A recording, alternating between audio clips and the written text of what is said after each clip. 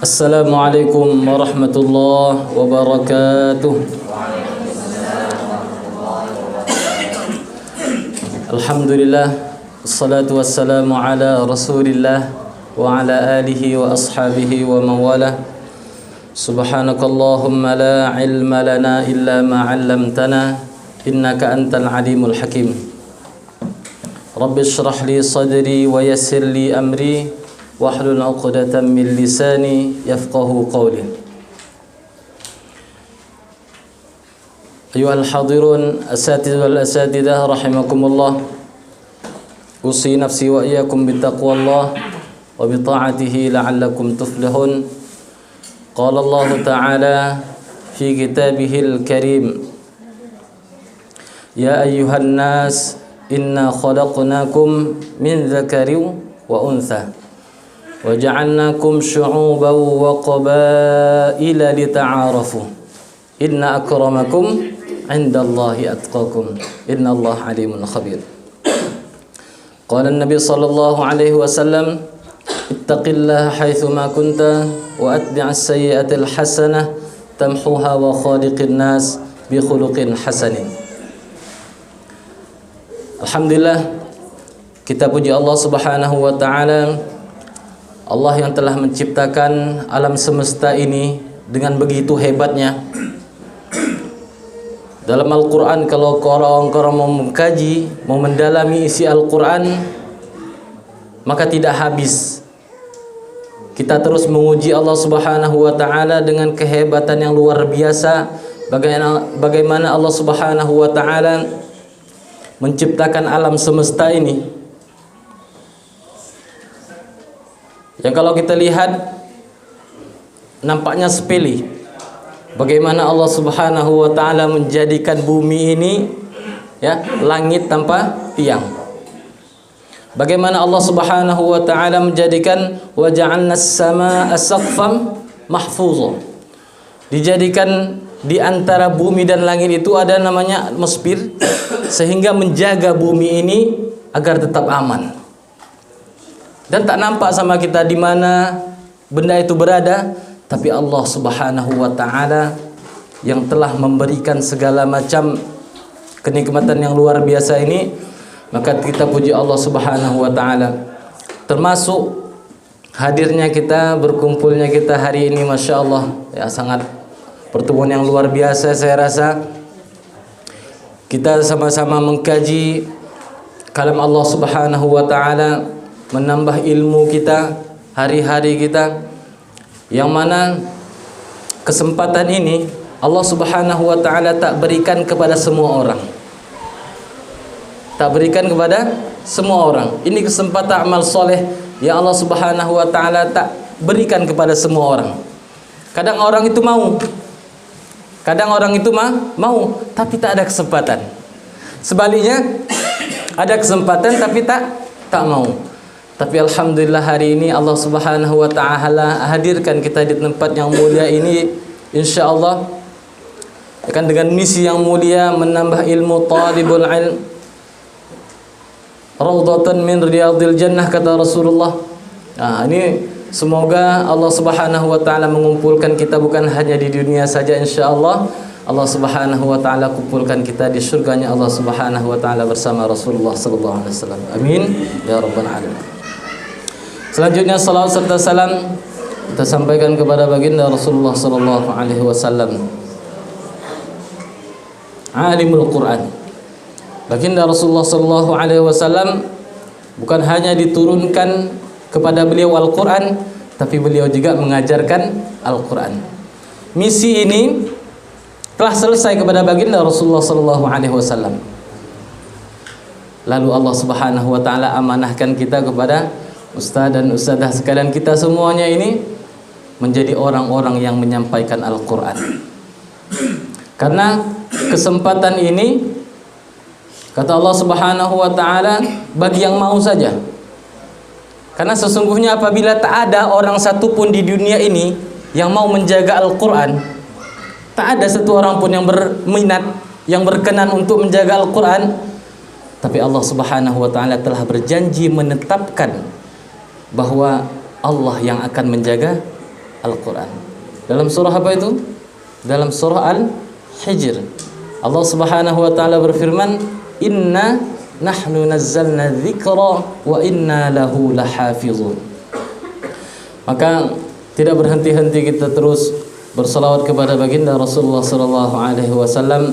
Semoga ya semangat atau cita-cita yang diinginkan oleh baginda Rasulullah sallallahu alaihi wasallam agar umat baginda Rasulullah sallallahu alaihi wasallam ini paling banyak nanti masuk surga, dan itu asbab daripada kita semua insyaallah. Amin ya rabbal alamin.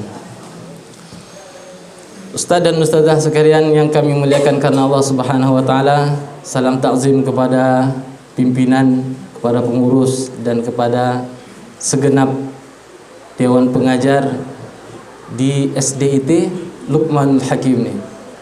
Kalau saya mendengar SDIT Luqmanul Hakim nih, walaupun saya tak pernah kemari, dan waktu lihat jalan tadi hampir-hampir bahaya kalau pulang sendiri nih, takut sesat ya kan, karena jarang saya masuk agak ke dalam kalau di Langsani. Tapi nama SDIT Luqmanul Hakim nih udah lama saya dengar. Ketika saya pernah dulu diamanahkan jadi pimpinan pesantren di Al-Fuad di Seruai, ya, kan ada melaksanakan kegiatan, ya, dan para juaranya masya Allah itu dari SDIT Luqmanul Hakim ya. Jadi nggak asing lagi nama SDIT Luqmanul Hakim ini bagi saya, dan alhamdulillah hari ini saya sangat bergembira, sangat senang hati bisa bertemu dengan para asatidz wal asatidah ini yang luar biasa. Saya yakin semuanya sudah ahlul ilmi ini ya. Maka saya grogi berada di depan antum nih kan. Saya yakin apa yang saya sampaikan mungkin semua sudah ada sama antum gitu. Sama antum nani. Jadi saya apa yang mau disampaikan? Tapi teringat dengan doanya baginda Rasulullah sallallahu alaihi wasallam, Allahumma rzuqna ilman nafi'a. Nyambung nih. Sesuai dengan firman Allah Subhanahu wa taala, kadzalika anzalnahu Qur'anan 'arabiyyan wa sarrafna fihi minal wa'id la'allahum yattaquna aw yuhdithu lahum dzikra. Fata'ala Allahul malikul haqq wa la ta'jal bil Qur'ani min qabli an yuqda ilaika wahyuhu wa qur rabbi zidni ilma. Jadi dengan misi itulah kita bisa berbagi ilmu. Hari ini kita bisa sharing-sharing cerita-cerita dan sebagainya macamnya, berbagi pengalaman ya. Karena saya di sini juga masih dalam tahap menuntut ilmu. Ya, masih dalam tahap menuntut ilmu. Sama seperti antum-antuna semuanya. Cuman bedanya hari ini saya dikasihkan dari Bapak Kepala ya, Bapak Rais. Ya, terima kasih telah memberikan kesempatan ini kepada saya untuk bisa menjadikan ilmu dalam diri ini bisa bermanfaat kepada orang lain. Ini kan nyambung terus, bagaimana kita teringat dengan sabda baginda Rasulullah sallallahu alaihi wasallam, "Idza mata ibnu Adam inqata'a amaluhu." Itu 3 hal yang tak akan terputus setelah manusia itu meninggal atau mati. Salah satunya adalah ilmu yang bermanfaat, masya Allah. Maka hari ini insya Allah kita akan berbagi, bercerita ya, bagaimana kita bisa terus memotivasi diri kita, bukan orang lain, bisa memotivasi diri kita terutamanya untuk terus berada dalam thalibul ilm, berada dalam ketaatan kepada Allah Subhanahu wa taala, dan berada dalam kajian Al-Qur'an. Masya Allah. Untuk apa? Untuk kita bisa menularkan apa yang telah kita pelajari hari ini, bisa kita ajarkan kepada santri-santri kita atau anak-anak didik kita. Betul kalau kata Bapak Kepala dari Masya Allah, kalau kita memiliki ilmu ya kan, tapi kita nggak terus upgrade kita, sama kayak HP juga. Iya, kalau dulu RAM 3, RAM 4 udah keren banget gitu ya. Udah keren sekali. Rupanya dengan kemajuan teknologi dan segala macamnya rupanya nggak cukup lagi. Maka harus upgrade. Begitu juga ilmu kita nih. Kalau nggak teringat, masya Allah. Maka salah satu, saya cerita sedikit kok, cerita pula aja. Jadi curhat pula. Curhat. Jadi salah satunya saya tuh resign dari itu pesantren tadi. Dulu saya rois di Al-Fuad. Saya resign tuh gara-gara saya diizin. Dulu saya mau nyambung S2-nya di Mesir. Terakhir kata beliau, boleh nanti menyambung S2 setelah berada di pesantren. Tapi seiring berjalan waktu kok nggak dikasih gitu. Maka saya pun memilih bismillah resign untuk saya lebih mengupgrade ilmu saya daripada saya di situ-situ terus. Ya kan? Lama-lama habis ilmunya. Kayak apa? Kalau bahasa orang kampungnya kayak kata dalam tempurung. Perasaan dia yang paling keren udah. Rupanya waktu keluar nggak ada apa-apa ilmunya. Begitulah, makanya saya lanjutkan studi saya ke UIN Sumatera Utara, UINSU, ya, UINSU. Dan dengan itulah ya, saya terus menuntut ilmu, terus menimba ilmu, mencari ilmu, sehingga rasanya saya ini belum ada apa-apanya ketika berada di depan orang lain. Ustaz dan ustazah yang kami muliakan karena Allah Subhanahu wa taala, kalau kita teringat dengan perkataan Sayyidina Utsman radhiyallahu anhu, sahabat baginda Rasulullah sallallahu alaihi wasallam sekaligus menantunya baginda Rasulullah sallallahu alaihi wasallam. Kata beliau, seandainya hati kita ini bersih, seandainya hati kita ini bersih, maka kita tidak akan puas dengan Al-Quran. Tidak akan puas untuk menimba, mencari, mendalami, mempelajari tentang isi Al-Quran. Maka dalam hal ini dikomentari oleh Syekh Abdullah itu, beliau mengatakan nasihat dari Sayyidina Utsman ini itu sangat mendalam. Sangat-sangat mendalam. Karena apa? Karena kita ketahui bahwa Al-Quran ini adalah sumber ilmu yang sangat luar biasa. Sumber ilmu yang sangat luar biasa. Firman Allah Subhanahu wa taala dalam surah Al-An'am itu, "Ma farratna fil kitabi min syai'." Tak ada satu pun apa aktivitas segala hal tentang politik, tentang ekonomi, tentang bagaimana kehidupan ini diciptakan oleh Allah Subhanahu wa taala, bagaimana tentang ilmu pengetahuan, ilmu teknologi dan segala macamnya, semuanya telah Allah Subhanahu wa taala sampaikan dalam Al-Qur'an. Tapi siapa yang akan mengetahui ini? Begitu dahsyatnya Al-Qur'an ini. Makanya baginda Nabi sallallahu alaihi wasallam itu berpesan kepada para sahabat. Jadi masuk ke dalam hati, relung hati Sayyidina Utsman, sahabat baginda Rasulullah SAW.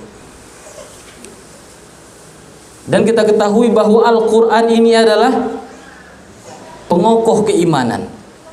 Pengokoh keimanan, ya. Maka dari itu, masya Allah, ini sesuatu yang luar biasa saya rasa, ya, yang dilakukan oleh sekolah ini luar biasa. Itu terus mengupgrade ilmu pengetahuan, ya kan. Dengan bagaimana dulu masih ada almarhum Ustadz Tabari dulu kan, saya pun banyak mengambil faedah dari beliau, ya kan. Karena salah satu abang senior, walaupun gak jumpa dulu waktu di Mesir, tapi waktu di sini sering bermuamalah dengan beliau, nasihat-nasihat beliau yang luar biasa. Saya yakin kita masih terngiang-ngiang, ya, dengan nasihat-nasihat beliau tuh, masya Allah. Emang betul-betul dari hati beliau, menyampaikan itu dari hati. Maka kalau diterima dengan hati, maka akan teringat-ingat, dan itu akan terus, masya Allah, insya Allah akan bermanfaat. Allahumma ighfir lahu warhamhu. Ustaz-ustazah rahimakumullah. Maka dalam buku Cambuk Hati Sahabat Nabi, nah dalam buku Cambuk Hati Sahabat Nabi itu karangan daripada Abu Ubaidah Yusuf As-Sidawi. telah beliau menjelaskan bahwa yang dilakukan Sayyidina Utsman ini itu realistis. Semuanya realistis. Ya, bisa direalisasikan dengan praktek yang beliau hari-hari lakukan. Karena salah satu yang kita ketahui bahwa Sayyidina Utsman ini beliau mengkhatamkan Al-Quran. Mengkhatamkan Al-Quran kadang-kadang itu dalam satu sholat witir. Satu rakaat sholat witir. Allahu Akbar. Dalam satu rakaat sholat witir. Kalau kita Allahu Akbar, luar biasa. Itu apa? Saking nikmatnya, rencana baca sedikit aja surah Al-Baqarah, lanjut. Begitulah. Jadi apa yang disampaikan sama beliau itu langsung dia realisasikan. Maka apa beliau tetap seperti yang saya sampaikan tadi, beliau menjelaskan bahwa apabila hati seseorang itu bersih, maka dia tidak akan puas dengan Al-Quran. Pengen terus ngaji terus. Pengen terus mengkaji, mendalami dan segala macamnya. Habis tafsir ditambah lagi. Kalau kita belajar di kampus juga kadang-kadang disambungkan dengan iptek, ilmu teknologi, dan sekarang tuh Masya Allah luar biasa Al-Quran. Maka ketika dijelaskan oleh Profesor Basaruddin, itu salah satu guru saya di UINSU, Masya Allah, ternyata yang selama ini kita kirain udah seperti saya nih, kan mulai hafal Quran itu tamat SD di Islamic Center Medan tahun 2001. Habis itu pindah lagi ke Jawa Timur, Al-Amin di Madura. Tambah sana 3 tahun, masuk ke MUK ada 4 bulan, sekitar berarti 7 tahun. Berangkat lagi ke Mesir, ya kan? Udah di sana 4 tahun, 5 tahun. Udah begitu lama, kita kirain Masya Allah. Terpelongoh-pelongoh kita. Masya Allah, menjelaskan tentang bagaimana kehebatan Al-Quran itu dari segi ilmu teknologi, Masya Allah. Maka kalau kita mau kaji Al-Quran, ya, mungkin selama seriwayat hidup kita ini mungkin belum selesai juga. Nah, gitu. Jadi ini mengajarkan apa? Berarti kita tidak boleh berhenti untuk belajar Al-Quran. Seperti itu juga kata Sayyidina Utsman. Beliau mengatakan apa? Saya tidak ingin jika ada satu hari pun terlewatkan tanpa membaca Al-Quran. Tidak ingin satu hari pun terlewatkan tanpa Al-Quran. Itu di dalam kitab apa? Dalam kitab Fadail Utsman bin Affan, ya, yang ditulis oleh Abdullah bin Ahmad. Jadi kalau kita hari ini, ustaz-ustazah sekalian, kan ada rasanya pengen kita tuh apa? Rekreasi yuk, ke laut, ya kan? Ke pantai atau kemana, ya kan? Maka kalau kita tanyakan, ketika kita berada dalam posisi kita sedang ini istilahnya sedang rekreasi tadi, maka teringat nggak kita dengan ingin membaca Al-Quran? Teringat nggak kita pengen mentadabburi Al-Quran dengan alam semesta yang Allah Subhanahu wa Ta'ala ciptakan, yang terhampar luas di hadapan kita?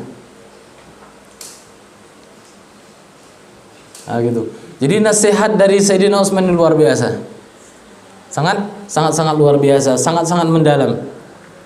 Begitu juga dengan nasihat dari Abdullah bin Mas'ud, mungkin kita kenal dengan sahabat Rasulullah sallallahu alaihi wasallam ini.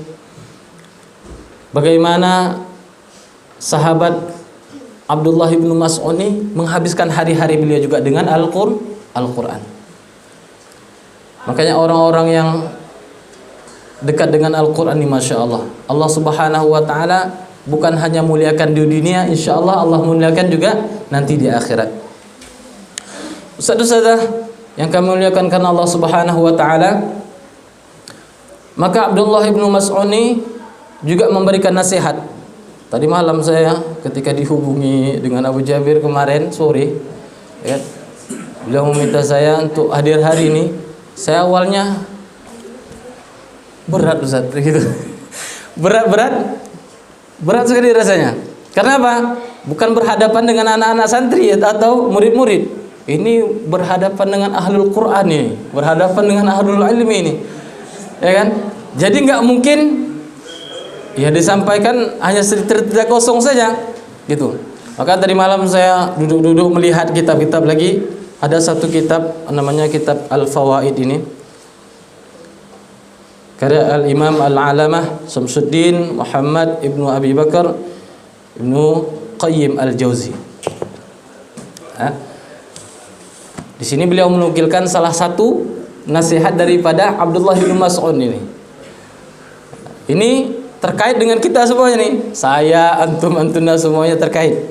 Karena kita sedang berada di dalam komunitas, dalam satu lingkup, dalam satu keluarga besar, yaitu SDIT Luqmanul Hakim, yang kita mempunyai misi untuk bagaimana kita bisa menanamkan Al-Quran pada diri kita dan pada anak didik kita. Jadi beliau menjelaskan, Abdullah bin Mas'ud ini, yang bagi diqari'il Quran, ini mungkin sering juga diulang-ulang, yang bagi diqari'il Quran atau hamilul Quran ayyu'rafa bilailihi idan nasu naimun. Masya Allah. Ini realisasi, ya, yang beliau langsung praktekkan itu, yaitu bagaimana orang yang hafiz Quran, qari'il Quran, pembaca Al-Quran, hamilul Quran, pengajar Al-Quran dan segala macamnya itu, ayyu'rafa bilailihi idan nasu naimun. Maka dia seharusnya lebih mengetahui malamnya. Maksudnya malam apa di sini? Yaitu dengan sholat tahajud. Ini kekuatan terbesar ini, terutama bagi pendidik. Bagi pendidik kita semua lah nih, termasuk semuanya. Ini adalah kekuatan nurani yang luar biasa untuk kita bisa mentransfer ilmu kita kepada anak didik kita. Karena selain daripada kita dengan Allah Subhanahu wa taala, kita juga bisa menitipkan atau mendoakan anak didik kita nih di saat sujud malam kita. Doa yang luar biasa yang dimana Allah Subhanahu wa taala sedang menunggu doa-doa daripada hamba-hamba Allah Subhanahu wa taala yang saleh. Bagi qari'il Quran, hamilul Quran, hafal Quran, kalau salat malam ini adalah sebagai ajang juga untuk murojaah Al-Quran. Maka Syekh Abdul Rahman, ya, Syekh Abdul Rahman itu menjelaskan bihasbit tajrib, setelah penelitian beliau itu, aqwa tariqan, paling dahsyatnya metode agar hafalan itu mutqin, kata beliau itu, maka adalah menjadikan malam itu atau menjadikan hafalannya itu di murojaah saat malam hari, yaitu ketika tahajud. Dan selain daripada tahajud adalah di bawah ketika dalam sholat. Nah, ini mungkin bisa dipraktikkan dengan metode yang sangat luar biasa nih. Makanya kita bisa langsung kita sampaikan kepada anak-anak didik kita. Ya kan, kalau hari-hari kita ustazah, itu memang ujian terberat bagi penghafal Quran itu adalah saat lupa. Lupa itu karena nggak teringat. Begitu. Jadi ujian terberat tuh. Ya kan, kita suruh majelisan atau mukamal 1 juz 2, nggak bisa Ustaz. Udah 1 bulan kita kasih waktu, nggak bisa juga. Ternyata ada metode yang sangat luar biasa nih. Dan ini setelah penelitian yang panjang oleh beliau ini, emang sangat luar biasa, sangat dahsyat. Metode ini dijadikan untuk hafalan seseorang untuk menjadi mutqin. Maka ustaz-ustazah juga bisa praktek nih. Praktekkan itu. Ustazah bandingkan misalnya juz 1 atau juz 30 sama juz 29, ya kan? Juz 30 ini kita nggak pernah bawa dalam sholat tahajud atau dalam sholat. Misalnya. Sebaliknya kita jadikan juz 29 ini kita bawa dalam sholat kita.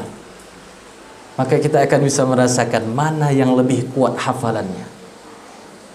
Jadi anak-anak kita ini hafal satu halaman misalnya, atau satu surah An-Naba misalnya. Setelah mereka itu hafal, kita nasihatkan, memberitahukan kepada mereka, nah ini kalau bisa ketika sholat bawa satu surah ini habis. Misalnya sholat zuhur atau sholat asar yang sir-sir itu, ya, dijadikan untuk sholat. Jadi bagi dua, atau bagi yang belum kuat hafalannya bisa dipotong-potong. 10 ayat ini rakaat pertama, 10 yang kedua rakaat kedua. Ada 40 ayat ya. An-Naba berapa ayat? 40. Jadi sholat zuhur dan sholat asar dia bisa menghabiskan An-Naba ini dalam sholat. Bayangkan ustaz-ustazah sekalian, kalau dia jadikan di sholat maghribnya, di sholat isyanya, di sholat subuhnya, hari-harinya dia bawa dalam sholat, Masya Allah. Apa yang kita ragukan lagi? Begitu. Begitulah pesan daripada Abdullah bin Mas'ud. Maka kesempatan besar bagi kita ini bisa menurunkan atau memberikan nasihat kepada anak-anak santri kita atau anak didik kita ini. Seandainya mereka melakukan itu tadi, maka insya Allah pahalanya juga akan mengalir kepada kita. Sesuai sabda baginda Rasulullah SAW, man sanna sunnatan hasanah.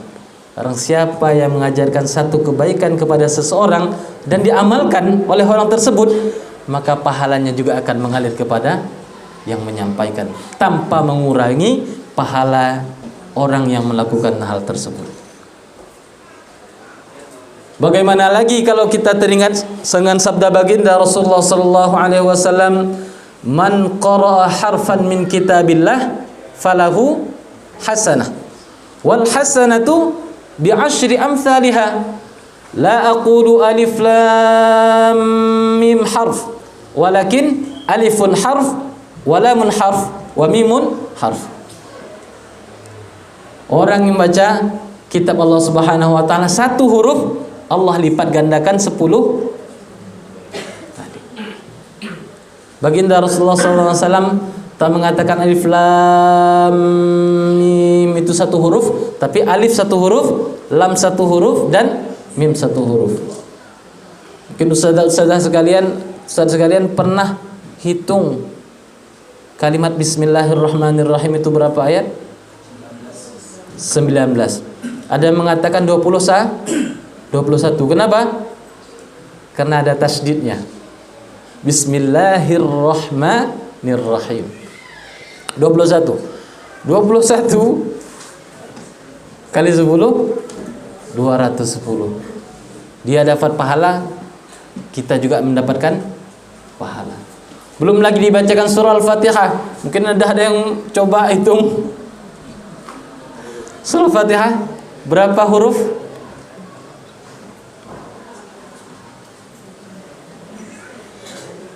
Dalam tafsir Ibnu Katsir itu dijelaskan bahwa hurufnya ada 117. Kan? Itu dikali-kali, Masya Allah. Maka tak ada kemungkinan insya Allah, ya kan? Ini janji baginda Rasulullah SAW yang disampaikan kepada kita. Jadi kita harus benar-benar yakin, karena yang menyampaikan itu bukan caleg. Yang menyampaikan itu bukan caleg, karena caleg itu bisa hari ini A, besok dan lain lagi dan segala macamnya. yang menyampaikan ini mempunyai sifat namanya as-siddiq.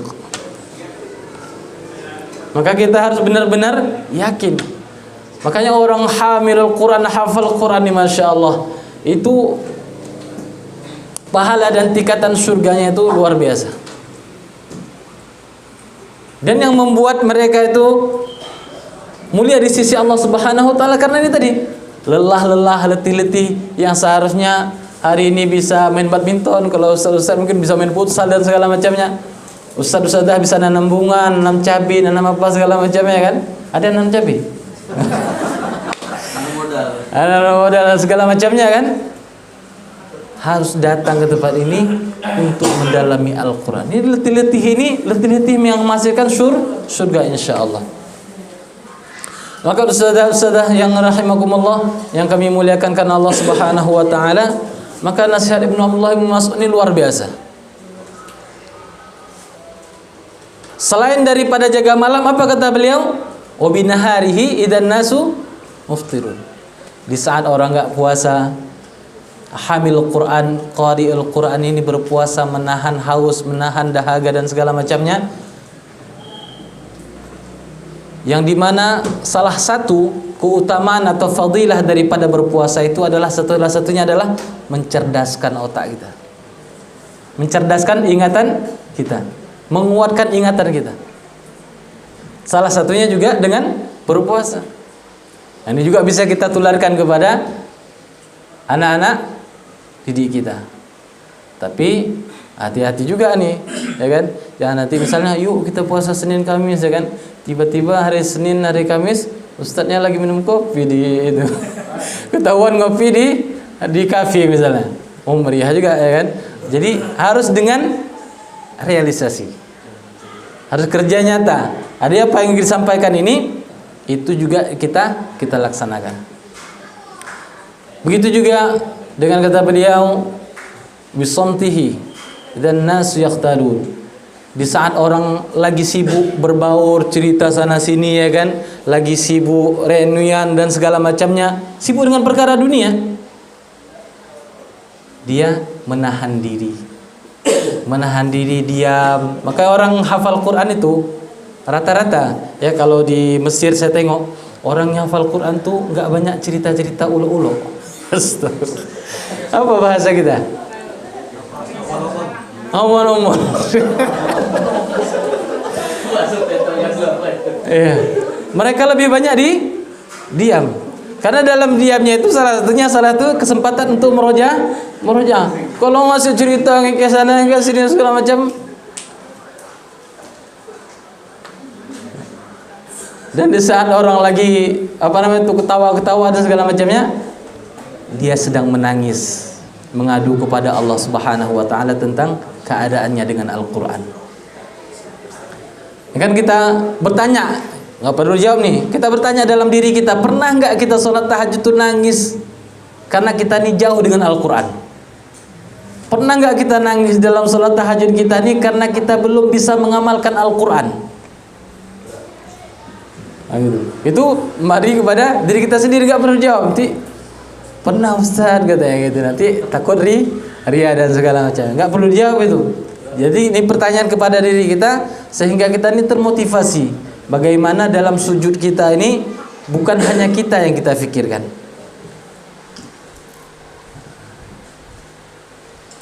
Jadi ustaz-ustazah yang kami muliakan karena Allah Subhanahu wa taala, maka dalam posisi ini juga, ya, saya mau berbagi karena waktu itu ada mata kuliah dengan Profesor Muzakir itu membahas tentang konsep amanah dalam Al-Quran. Nah, ini ada pertanyaan-pertanyaan juga konsep amanah dengan Al-Quran ini sebelum kita masuk ke tarhib Ramadan nanti. Kalau tarhib Ramadan ini saya tengok wajah-wajahnya dah aman ini. Kan? Ahlul ibadah semua. Tapi boleh nanti kita bagaimana, ya, kita sambungkan dengan menata hati. Ustaz-ustazah yang kami muliakan karena Allah Subhanahu wa taala, Allah Subhanahu wa taala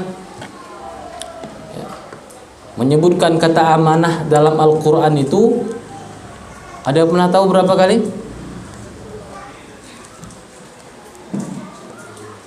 Banyak Ustaz. Iya banyak. Banyak itu lebih daripada 3. Itu sekitar ada 1, 2, 3, 4, 5, 6, 7, 8, 9, 10, 11, 12. Ada 12 kali. Dalam Al-Quran Allah Subhanahu wa taala sebutkan tentang amanah. Ya kan, kalau kita cerita tentang amanahnya nih, masuk enggak diri kita nih orang yang Allah amanahkan? Karena cerita amanah nih, Masya Allah, gunung saja menolak, takut.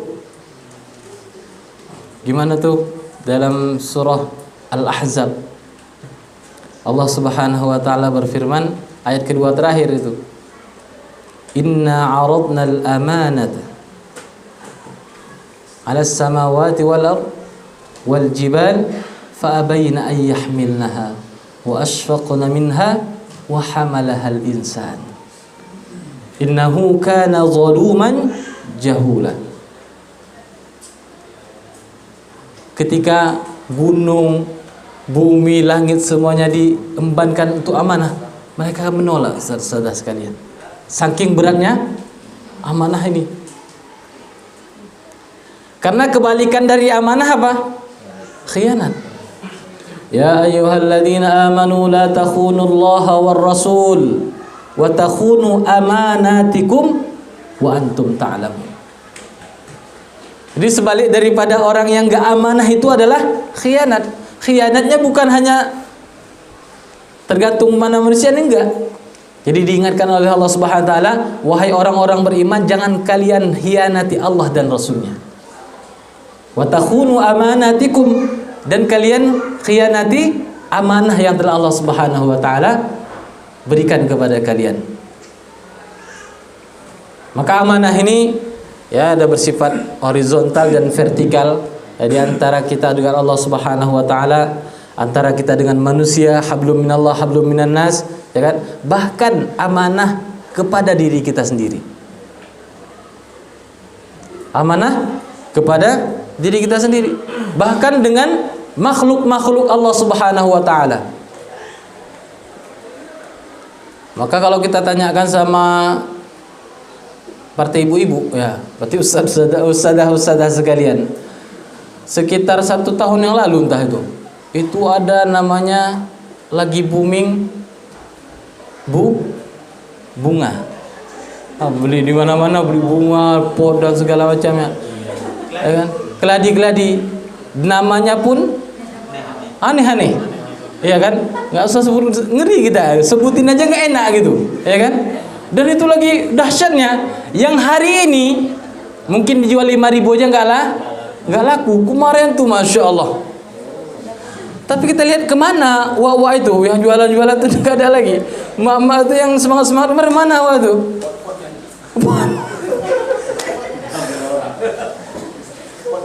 Kalau bahasa Indianya nggak ada hoka kre-kre undumnya, kan? Udah layu-layu semuanya, ya kan?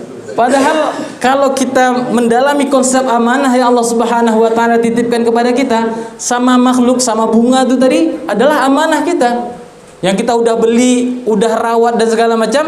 Tiba-tiba hari ini kita nggak kasih dia air, nggak kasih pupuk dan segala macamnya. Nah, itu kadang-kadang orang menganggap bahwa amanah itu nanti kalau udah dapat jabatan itu udah amanah. Padahal Masya Allah, konsep amanah yang Allah Subhanahu wa taala titipkan kepada kita ini sangat-sangat luas. Itu kalau pembahasan amanah itu yang harus kita jaga itu setidaknya ada 6. Ada 6 hal. Ya. Yang pertama apa? Ada amanah lafzu tauhid. Kalimat la ilaha illallah. Ini amanah yang luar biasa. Dan ini adalah kunci daripada kunci surga. Maka orang yang nggak punya kalimat ini, bisa dipastikan dia nggak akan masuk ke dalam surga. Ini analoginya seperti ada orang yang ini, yang berangkat ke Cina, yang mereka itu merantau, ya, bukan merantau, mereka itu mau cari kerja di sana. Tapi mereka itu belum ada tempat tinggal. Cari sana, cari sana, cari sana. Setelah mereka berpikir-pikir, karena mereka mau cari kerja, pasti mereka mau cari tempat atau kos-kosan yang murah meriah. Teringat nggak waktu masa kuliah dulu? Cari yang meriah, muntah. Nah, gitu.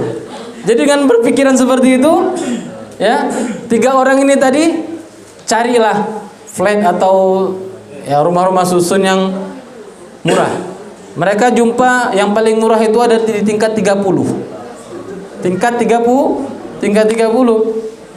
Setelah mereka deal-dealan dengan orang yang punya flat itu, mereka mengatakan, "Pak, di sini peraturannya dengan bahasa Cina lah, cing chung hang chang gitu." Dengan bahasa seperti itu mereka mengatakan, "Ya, Pak, di sini ada peraturan. Peraturannya apa? Bahwa lift kita ini untuk naik ke tingkat 30 cuman sampai jam 10 malam. Di atas jam 10 maka nggak hidup lagi lift, harus jalan kaki. Tingkat 30. Bayangkan tuh. Insyaallah kalau yang orang gendut-gendut seperti saya ini cepat kurusnya. Jadi oke, dah deal-dealan mereka seperti itu. Lalu karena awak kampung namanya pun pergi ke kota kan, heboh dah segala macam. Tengok-tengok jam udah jam 10 kurang 10. Dalam perjalanan cepat sampai ke tempat dah jam 10 lewat 2. Jam 10 lewat 2. Pak, sikit lagi nih, 2 menit tak ada. Batasnya jam 10, loh, mau lewat 1 detik pun kalau dah lewat jam 10 tak bisa lagi naik lift. Udahlah, dengan lemas mereka musyawarah sama kawannya tadi. Ya tadi kita nggak mungkin tidur di bawah nih, banyak nyamuk dan segala macamnya, ya kan? Jadi kita naik ke tingkat 30 dengan jalan kaki. Tapi kita buat peraturan biar nggak terasa, kita tugaskan satu masing-masing kita ini bercerita. Wah, cerita-cerita yang biasanya kalau cerita lucu tuh ya nggak terasa dia kan. Cerita lucu nggak terasa. Nah, maka orang yang pertama sanggup, dia sampai tingkat 10 masih bisa lucu-lucuan nggak terasa. Oh, udah sampai tingkat 10. Yang kedua karena dah pegal kaki ini tadi, belakang tulang pinggang pun udah nggak enak, mencok-encok dan segala macamnya. Mau buat lucu nggak jadi lucu, udah serius saja bawaannya, nggak jadi lucu. Muka sedih. Udah aman sampai tingkat 20 loh. Yang lebih dahsyat yang mau ke tingkat 30 nih. Udah mau serius pun nggak sanggup lagi. Yang artinya udah harus nangis. Udah sikit lagi nih. Akhirnya sampai 30. Yang lebih menyedihkan lagi apa? Udah sampai tingkat 30, kunci tadi hilang, Bu. Begitu analoginya kita hidup di dunia nih. Kita kan seperti pengembara kan, nggak lama di dunia nih. Kita ditetapkan ada peraturan syariat Allah Subhanahu wa taala yang telah Allah atur ini tadi. Kita langgar. Bahkan Allah Subhanahu wa taala telah tetapkan fa idza jaa ajaluhum la yastakhiruna sa'atan wa la yastaqdimun. 1 detik saja. Wala yuakhirallahu nafsan idza jaa ajaluha. Enggak akan ditakhirkan. Walaupun 1 detik enggak bisa maju, 1 detik enggak bisa kurang. Jam 10 kata yang pemilik flat tadi jam 10. Kata Allah Subhanahu wa taala umur sekian hari sekian jam sekian harus pulang. Mau tak mau. Kereta Vixen kemarin baru beli Ustaz. Ya kan? Kalau Ustaz apa lagi booming sana? Baru beli iPhone 15 Pro Max. Ya. Baru beli kemarin, tapi harus ditinggalkan. Mau tak mau, senang tak senang, suka tak suka. Lalu apa? Analoginya tentang perjalanan hidup ini. Masih tingkat 10 pertama itu seperti masa kita anak-anak. Masa kita kanak-kanak tadi, masih kecil-kecil dulu, masih imut-imut, ya kan? Kalau sekarang Ya, mesti imut-imut dulu, senang orang segala macamnya, berbahagia walaupun kita buat salah. Kadang-kadang kita tokok kepala wawak tu nggak marah. Karena masih kecil. Kita tokok coba sekarang kita buat kayak gitu. Ketika 20 udah masa remaja-remaja, udah macam-macam cece yang serius lah gitu kan. Cece yang serius dan segala macam itu. Udah kita lewati. Dan masa tua udah nangis-nangis. Ya Allah. Kenapa sekarang ini sakit ini? Saya mau ke masjid. Wah, kemarin-kemarin kemana? Kok udah umur 60 baru pengen ke masjid. Baru pengen baca Quran, baru pengen mendalami ilmu Al-Quran. Kemarin-kemarin kemana, Wak?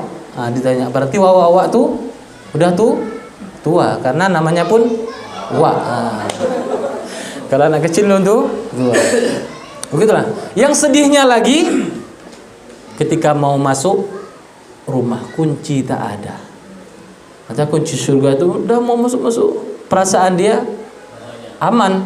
Nanti di sana masuk rumah kunci tak ada.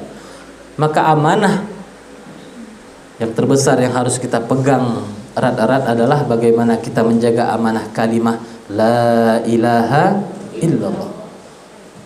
Karena hari ini ya, dengan berkembangnya zaman, kalau dulu masih zaman laku dukun-dukun yang yang model rambut keribu, yang nggak mandi 1 tahun itu masih laku. Kalau sekarang disuruh nggak laku lagi, karena sekarang udah rapi-rapi, udah keren-keren, ya kan.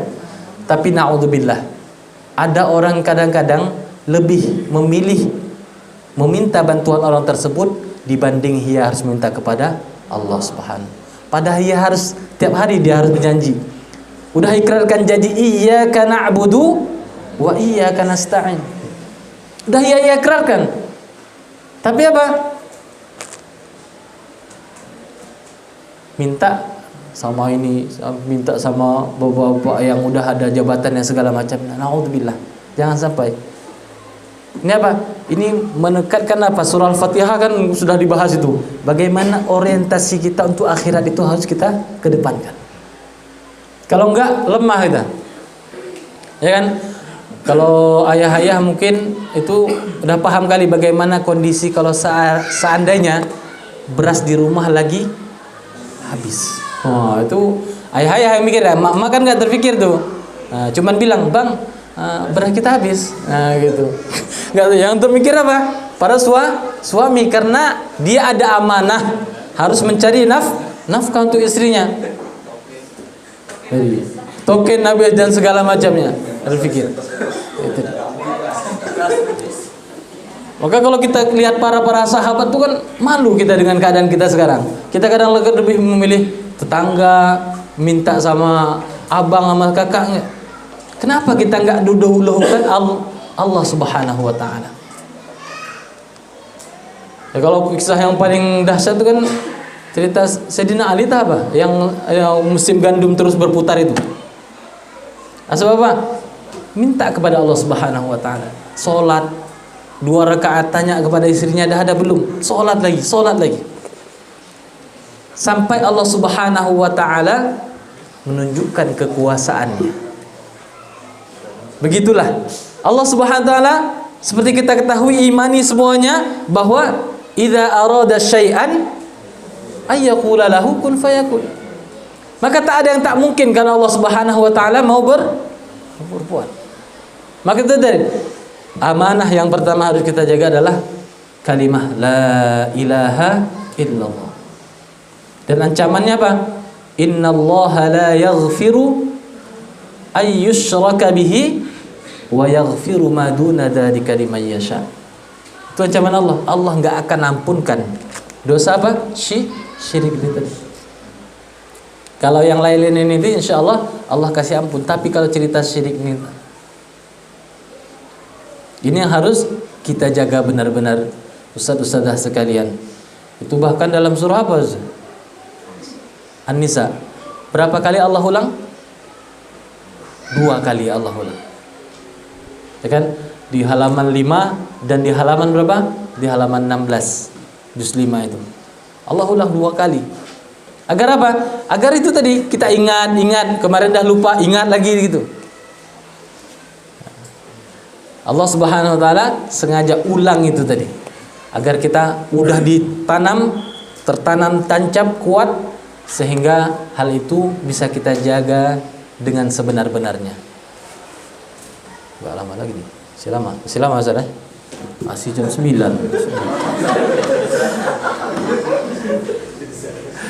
Iya. Waktu untuk bilang apa? Nanti ada kelas tahsin ya lagi ya. Boleh ikut saya? Siang ya. Oh siang bukan habis ini ya? Setelah ini ya. Boleh ikut saya? Karena tahsin ini salah satunya ya, kalau saya mau suka itu. Nah, suka. Kalau ada kawan saya tuh Syekh Mukti di Aceh Timur ya. Beliau tuh suka juga. Kalau apa namanya itu kemana-mana ke kampung-kampung dan segala macamnya, buat balai kecil-kecil gitu. Hanya untuk apa? Untuk bisa tahsin. Nah, seandainya karena tahsin itu bukan hanya kita bisa menularkan kepada orang lain, kita juga latihan. Seperti kita ketahui bahwa huruf yang paling sulit diucapkan huruf dhad. Di mana makharijul hurufnya? Hafatul lisan kena dengan gigi adras. Ya kan? Kalau di matan Jazari gimana itu? Wadadu min hafatihi idwaliya ladrasa min aysara yumnaha wallamu adnaha limuntahaha. Itu. Jadi kita tahu huruf dhad tadi, ya kan? Walaupun kita tahu tempatnya di mana? Tepi lisan, Ustaz. Tepi lidah. Ya kan? Berkena dengan gigi geraham, boleh kiri, boleh kanan. Yang penting jangan sampai bacanya tadi walau ke kiri, kalau walau ke kanan. Jangan sampai seperti itu. Karena dia terbawa tuh. Karena semangat latihan tadi, ya kan? Kan boleh kiri Ustaz, boleh kanan, betul. Tapi jangan sampai walau kayak gitu tadi. Apalagi waktu sholat, ya kan? Dikirain belakang makmumnya tadi, Ustaz ini mau belok nih, kayak nyetir rasanya.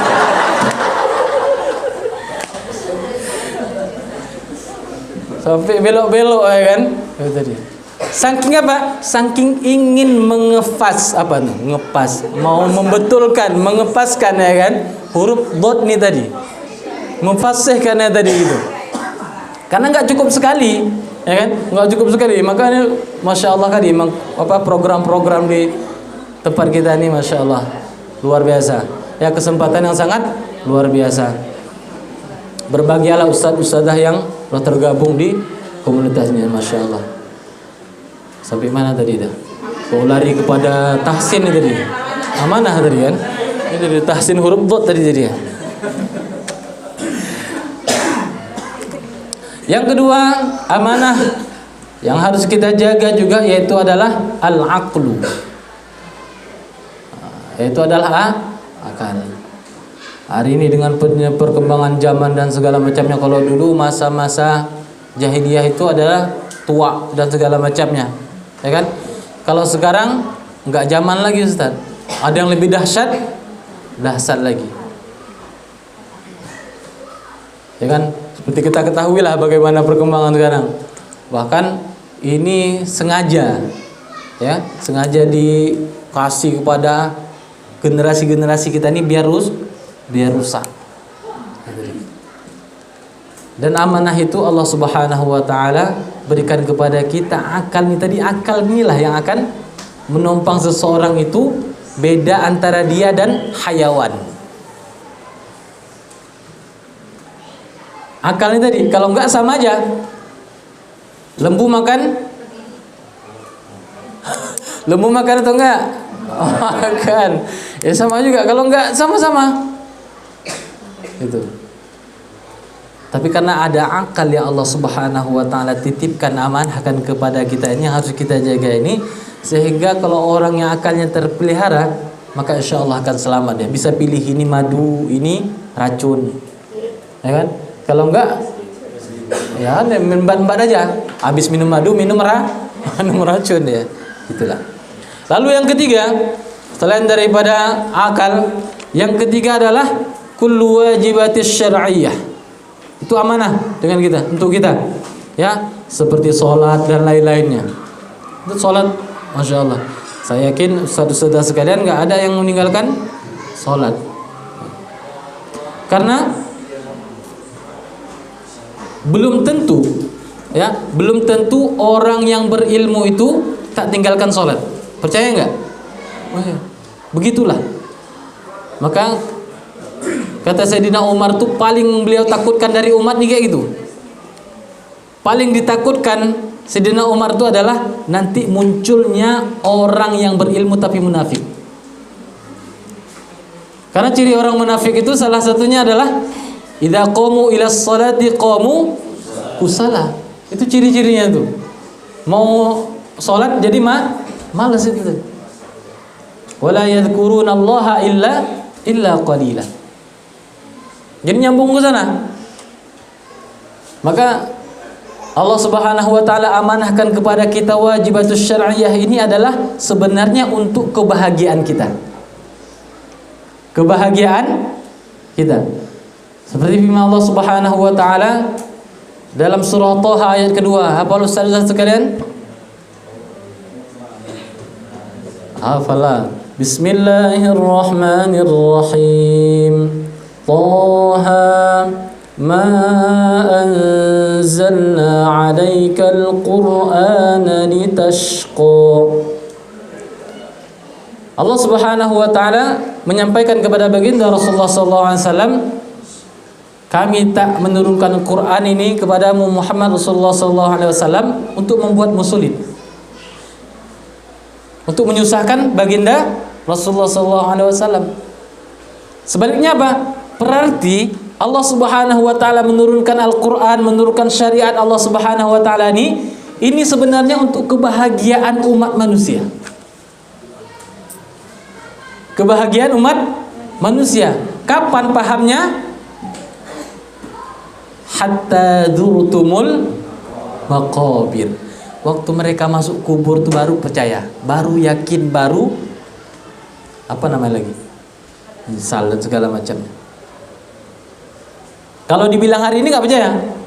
Ini analoginya seperti peraturan-peraturan yang ada di lalu lintas. Nah, saya tanya juga nih, ujian juga nih. Ujian lalu lintas biar dapat SIM. Di tengah jalan itu ada garis tengah. Ada warna kuning, ada warna putih. Ada warna biru? Enggak ada. Sengaja dia warna putih biar terang, kuning biar terang, ya kan?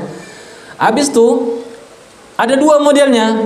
Ada yang putus-putus, ada yang panjang.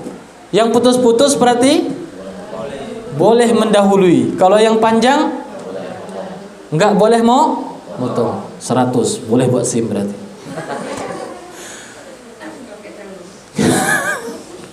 Enggak pakai calo. Kalau pakai calo lebih mahal lagi. Jadi apa? Menunjukkan kalau biasanya enggak, yang putus-putus itu biasanya berada di jalan yang lurus. Kalau yang panjang itu berada di takengon. Berada di takengon, tekongan, beda sikit-sikit aja.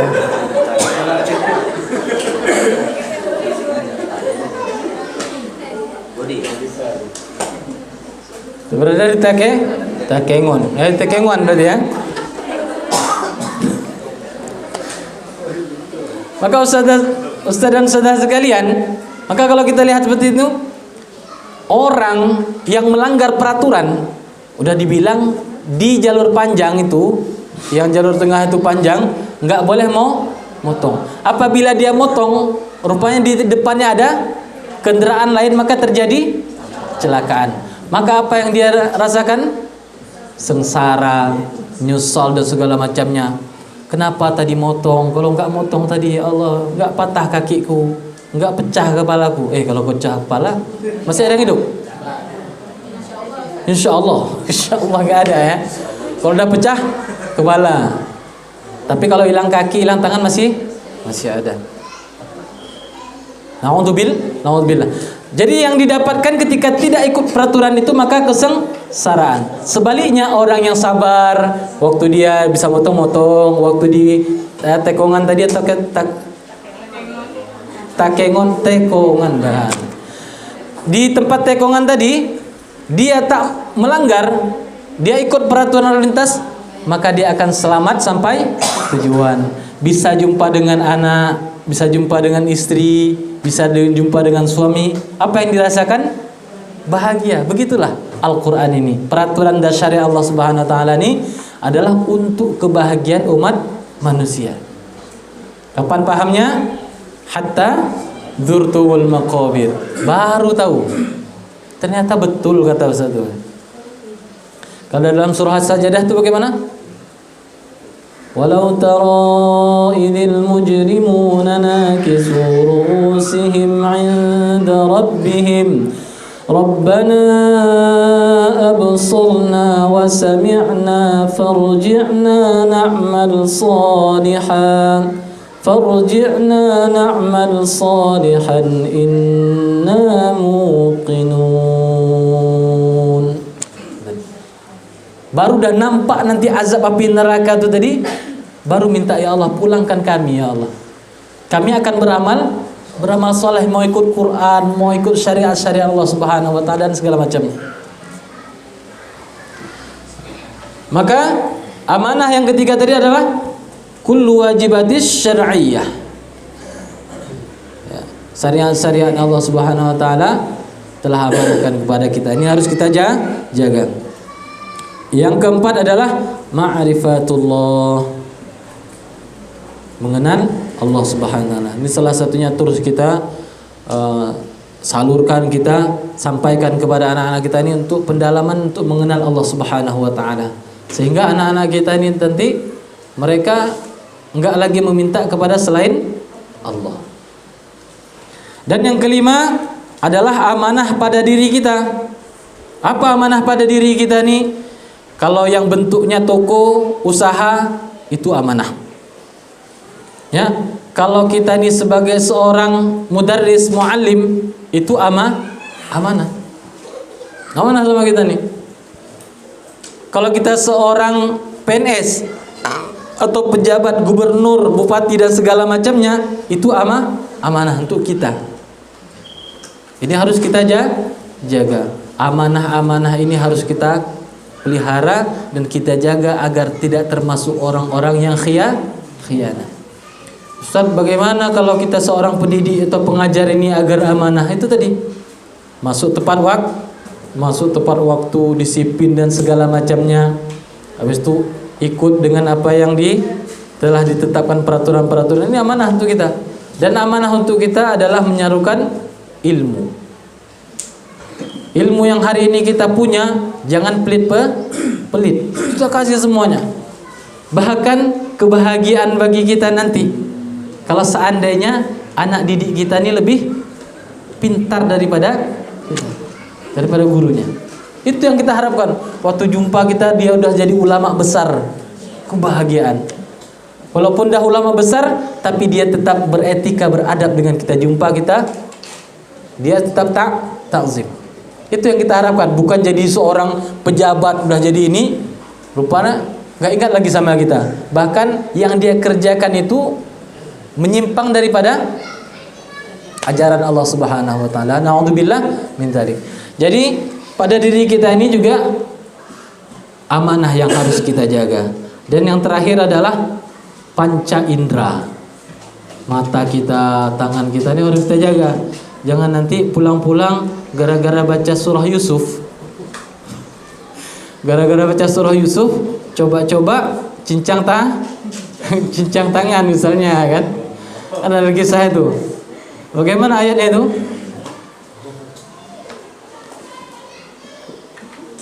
Juz berapa Ustazah? Juz 12. Bagaimana ayatnya?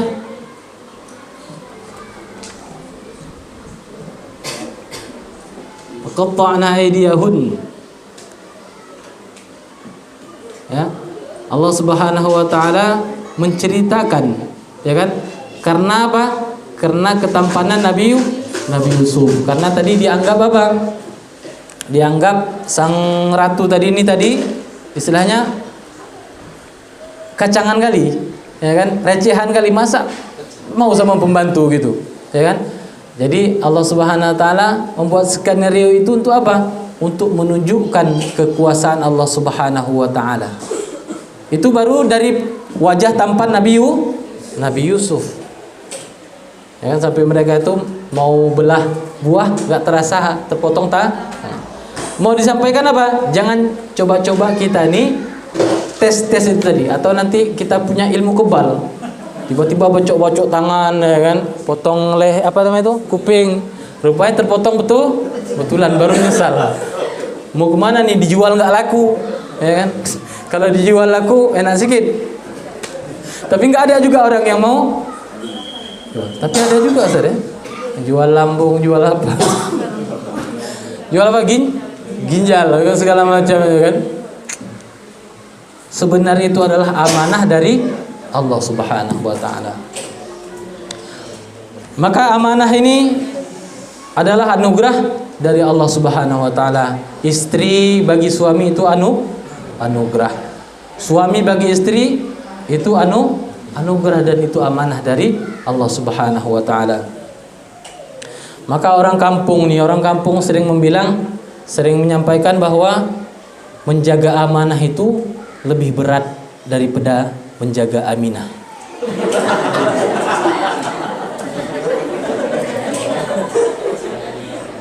Orang kampung bilang, menjaga amanah itu lebih berat daripada menjaga Aminah.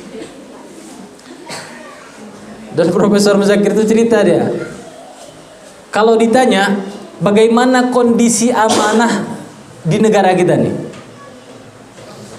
beliau menceritakan seperti orang jualan, kalau yang biasa naik kelapa itu apa Ustaz namanya?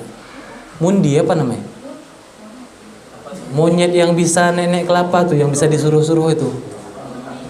Nah, kalau kami bilang mundi, ya, dia besar sedikit badannya, kayak saya pula dia. Maksudnya agak besar, ya, agak besar. Kalau kita lewat di Selawah tuh, ada duduk-duduk dia. Saya pernah tuh kaget juga lihatnya. Kok beda daripada yang lain, kawan-kawannya kecil segini. Dia besar emang. Duduk di jembatan Senapit tuh. Di situ. Besar emang, ya. Beliau menceritakan seperti orang jualan itu. Itu kondisi amanah di negara kita nih. Itu versi beliau. Gimana ceritanya? Jadi dianalogikan seperti itu, ada seperti orang jualan mundi atau monyet yang bisa jatuhin kelapa tadi. Jadi ada orang yang mau beli itu tadi, mundi dan segala macam itu namanya tadi, ya. Ada 3 monyet tadi atau mundi ini tadi. Ditanya harga yang pertama, Pak, berapa nih Pak? Yang pertama nih Pak, yang sebelah kiri, paling kiri ini berapa? Paling kiri ini berapa? Ini harganya 1 juta Pak. Oh, 1 juta. Apa kehebatannya? Ini bisa naik kelapa, jatuhin. Nanti berapa pun. Tapi dalam satu pohon itu dia nggak bisa langsung habisin. Misalnya naik panjat satu pohon kelapa, nanti setengah dah habis, turun lagi dia, minta minum dan minta makan, baru naik lagi. Oh, mantap nih. Ini harganya 1 juta. Yang satu lagi nih, yang tengah-tengah nih, harganya 3 juta Pak. Kok lebih mahal lagi nih? Ini mahal karena dia nih satu pokok bisa 1 kali, nggak perlu turun-turun lagi. Oh, mantap ya. Gundul, yang lainnya habis semua, ya kan? Dan yang ketiga nih paling kanan Pak, ini harganya 10 juta. Lebih kaget lagi. Kenapa? Yang paling kanan ini kenapa lebih mahal? Ini Pak, kalau tidak ada yang kanan ini, maka dua-dua ini tak bisa kerja katanya. Berarti tukang suruh. Begitulah analoginya amanah di negara kita nih. Yang paling tinggi biasanya tukang banyak nyuruh-nyuruh. Ya, kadang-kadang kalau kita di kantor tuh ada pekerja honorer apa tuh, bakti ya. Coba tanya bakti sama pegawai, siapa yang banyak kerja? Tapi kalau ditanya siapa yang paling banyak gaji? Begitulah. Itu gambaran amanah di Indonesia gitu. Nah, gitu. Ya. Begitulah amanah Allah Subhanahu wa taala telah ceritakan atau sampaikan dalam Al-Qur'an. Ini konsep amanah dalam Al-Qur'an.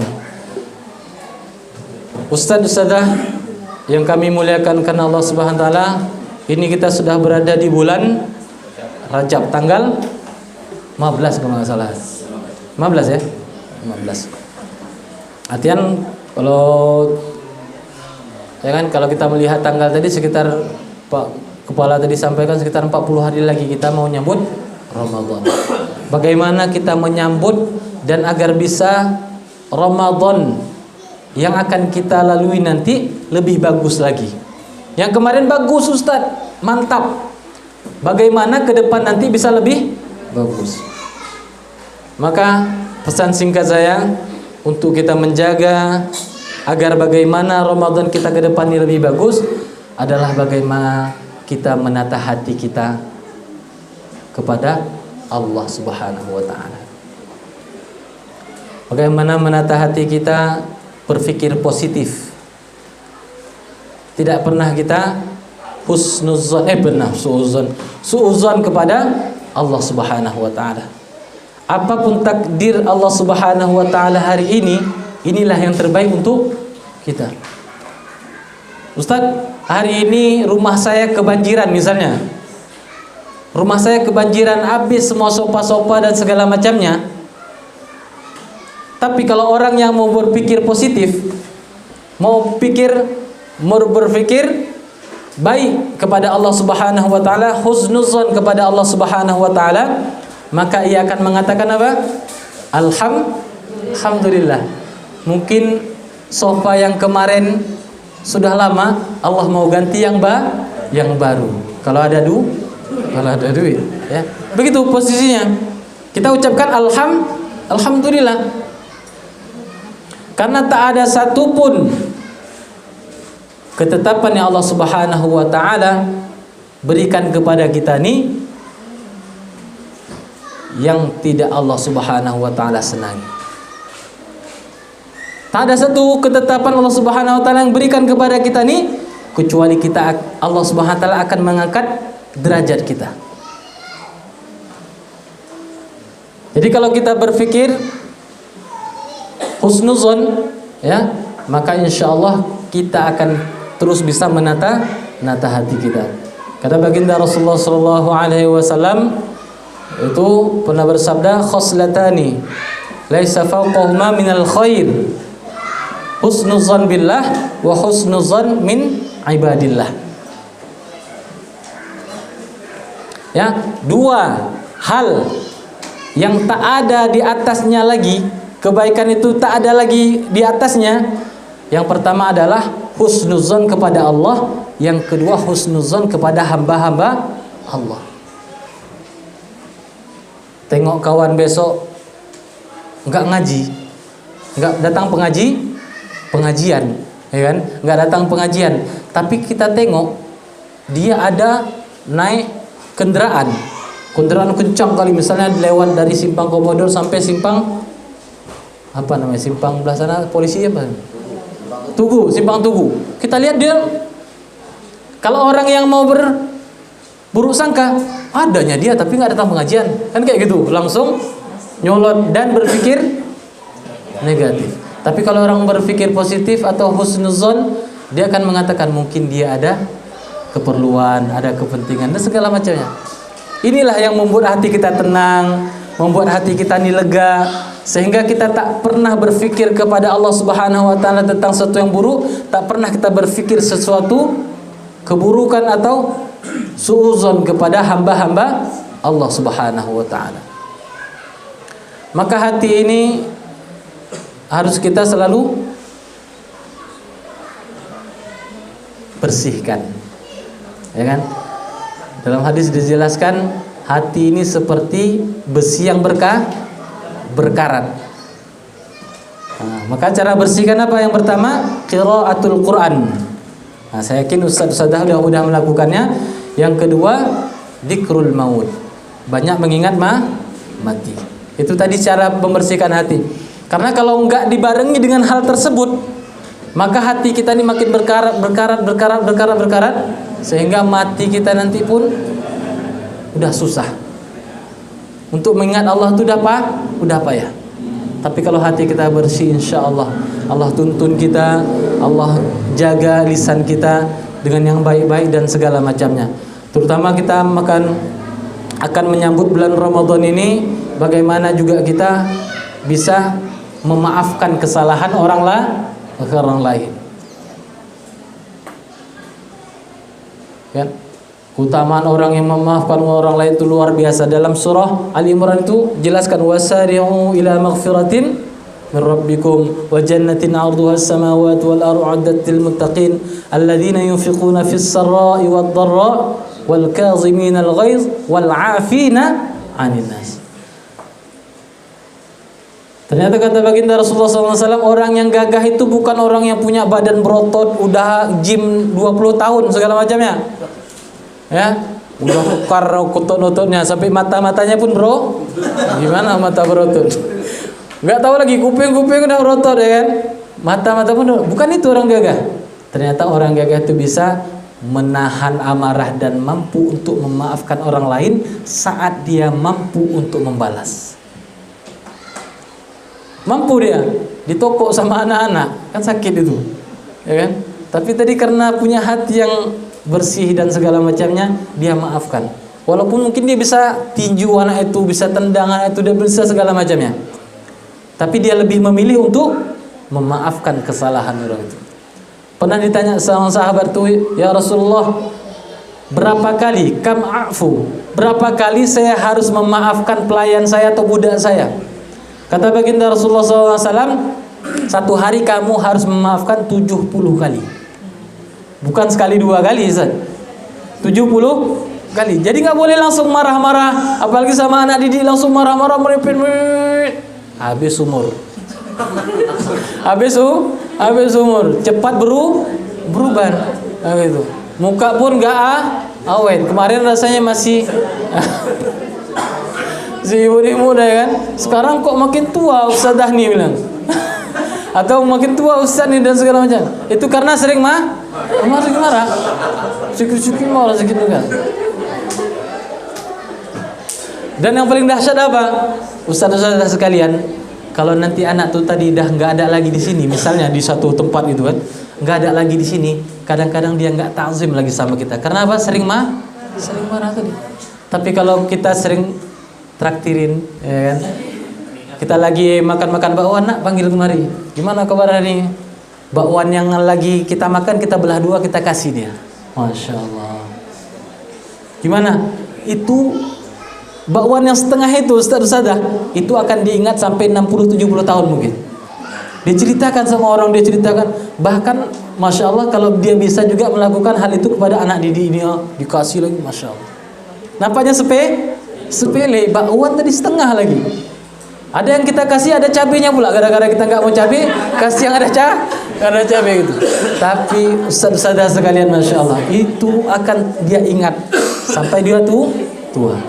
Begitulah dahsyatnya seorang pendidik ini bisa menjadikan anak didiknya itu menjadi orang-orang yang mulia di sisi Allah Subhanahu wa taala. Banyak kesempatan kita nih.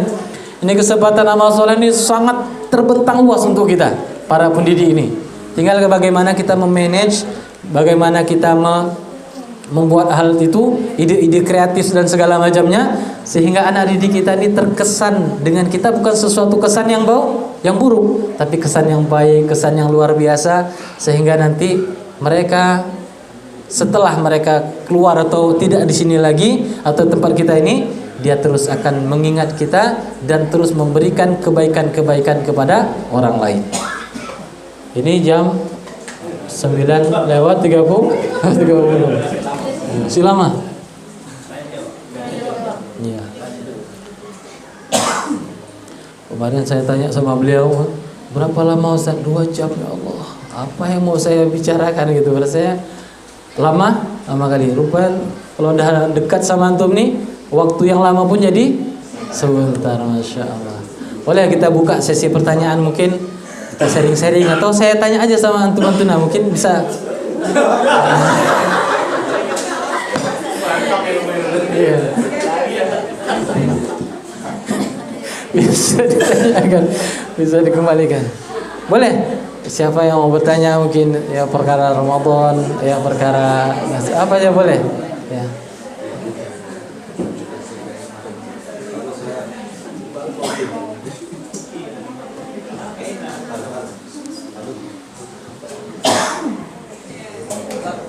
Ya.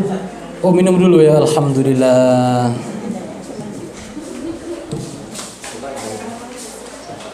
Ini ada teh nih, Masya Allah. Segelnya masih dibuka ya. Masya Allah. Segel masih buka ya. Debat capres aja. Macam debat capres ya, dibuka pertanyaannya. Bismillahirrahmanirrahim.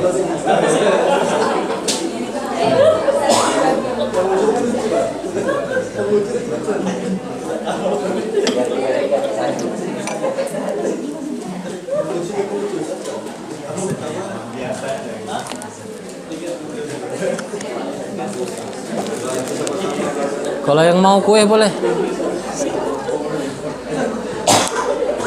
Insyaallah.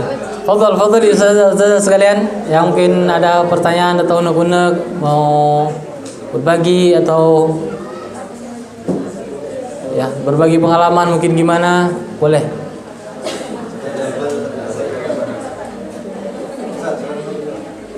Fadhal. Masya Allah. Ya, singkat padat jelas ya. Resep biar gak marah-marah. Masya Allah.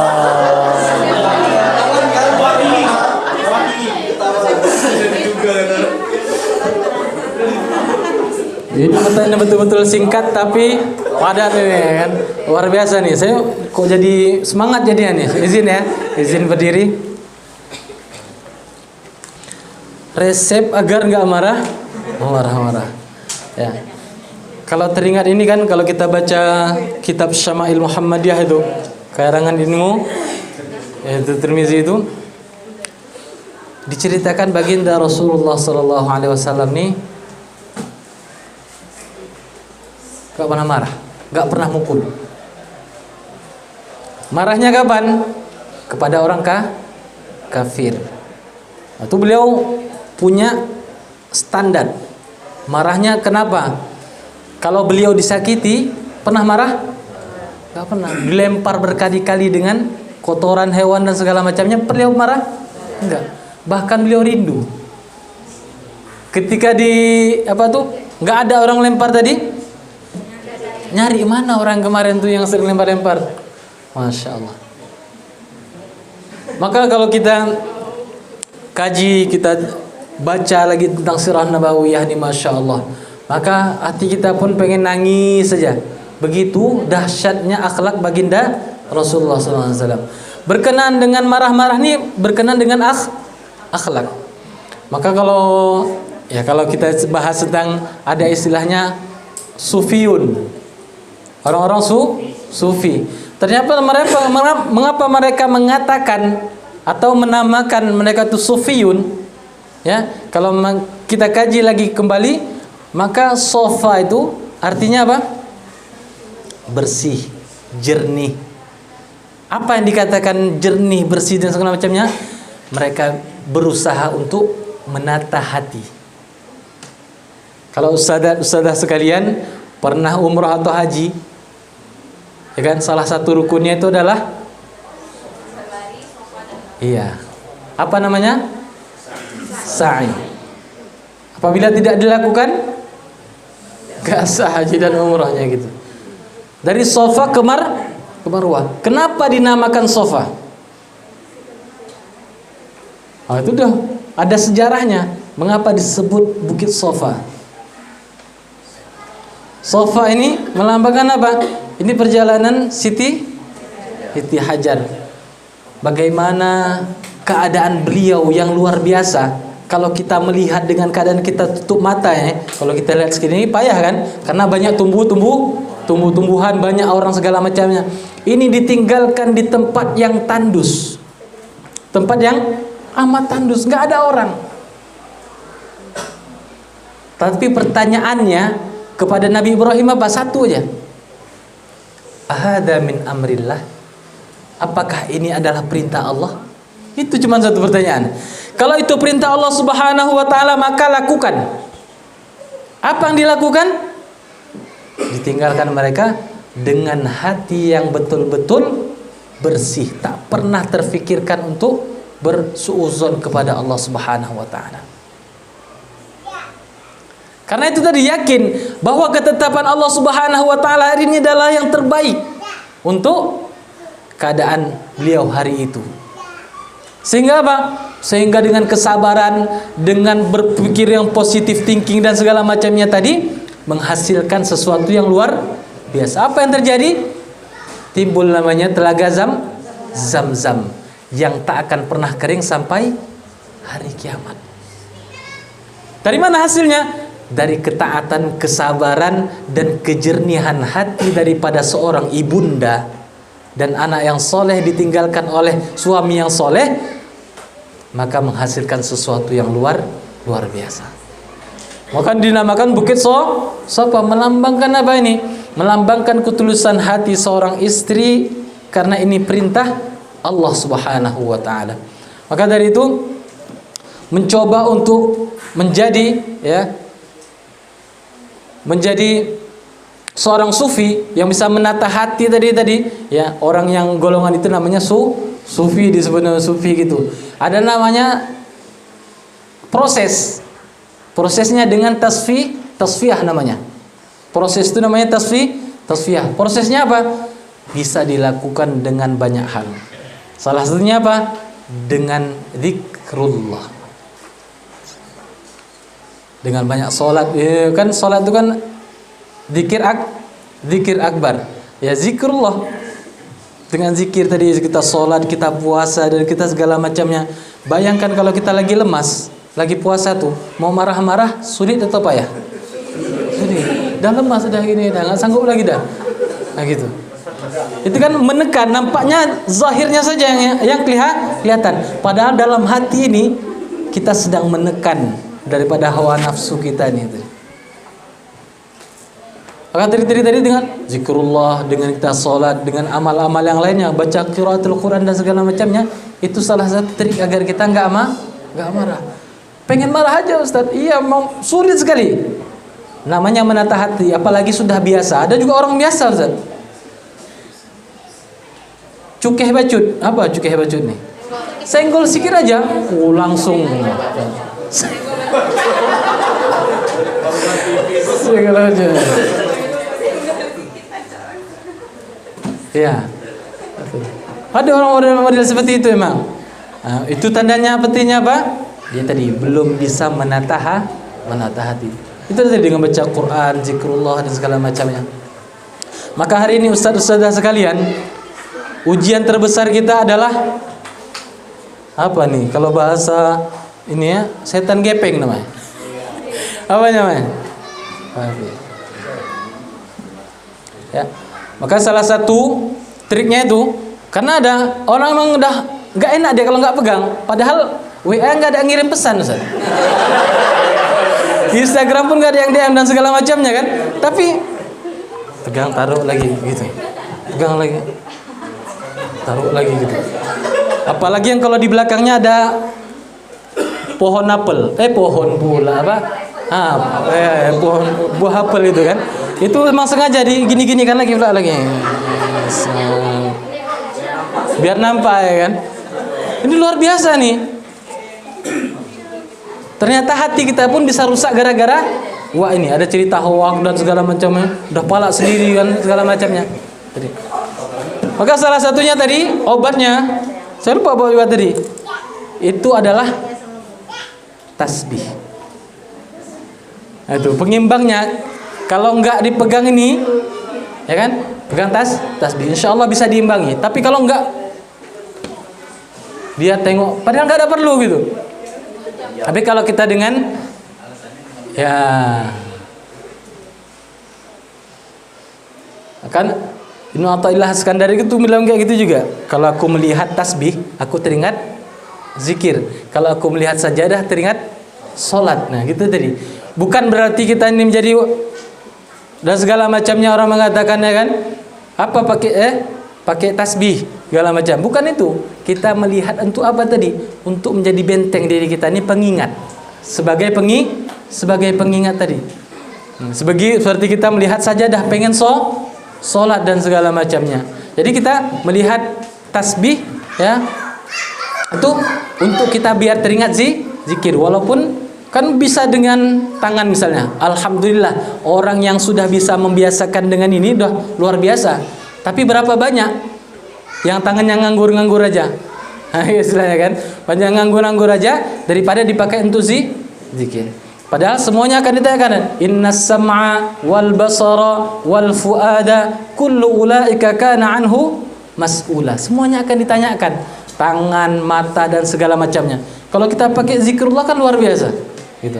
Jadi salah satu trik Ustaz, ini pertanyaan luar biasa tadi. Salah satu triknya untuk kita enggak marah adalah salah satunya adalah menata hati tadi dengan kita banyak-banyak zikrullah, banyak puasa dan segala macamnya tadi. Agar apa? Agar hati kita ini tenang. Yang membuat kita marah nih gara-gara hati kita enggak tenang.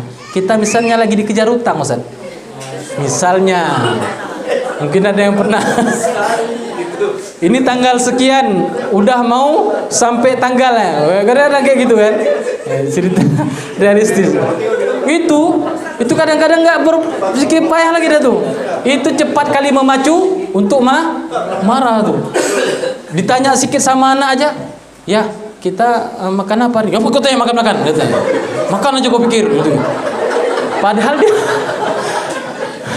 dan itu kayak gitu. Karena pikiran kita nggak tenang, hati kita lagi gundah gulana dan segala macamnya. Begitulah, masya Allah. Mungkin itu saja Ustaz. Mungkin ada yang tambahan yang lain mungkin dari Ustazah, mungkin ada tambahan Ustazah untuk menata hati tadi biar nggak marah. Iya. Dari Ustaz bisa ada Ustaz? Tambahan mungkin untuk trik-trik biar nggak marah mungkin ada. Itu tadi dari saya, versi saya kan ceritanya ke sana. Mungkin ada versi-versi yang lain boleh ditambah. Karena itu yang saya tahu. Mungkin ada yang tahu bisa berbagi juga untuk saya juga gitu. Atau ada pertanyaan lain? Masya Allah. Waalaikumsalam warahmatullahi wabarakatuh. Ya, masya Allah. Biar aman ya, biar aman. Gak ada ya. Oh boleh.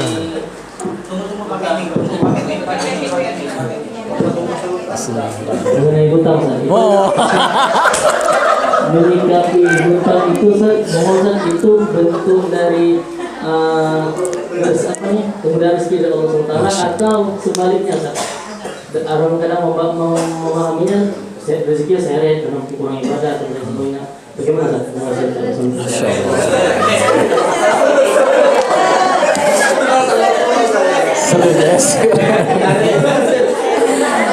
Masya Allah.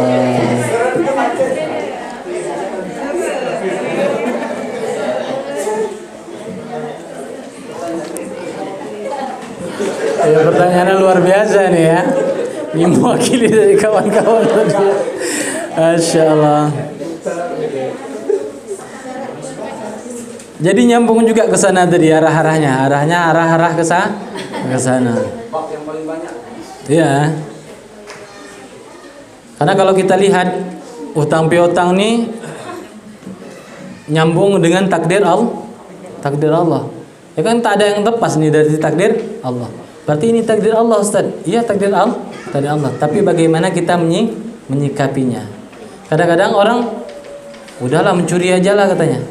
Nah, udah takdir katanya. Salah itu tadi.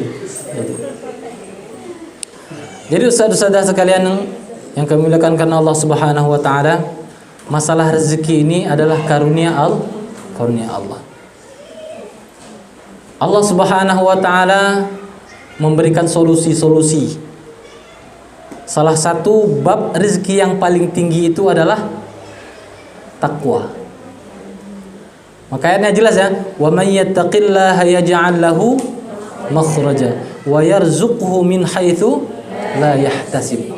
Bahkan kata para ulama, la yahtasib di sini bukan seorang yang penjual toko tiba-tiba orang datang borong dagangan dia, enggak.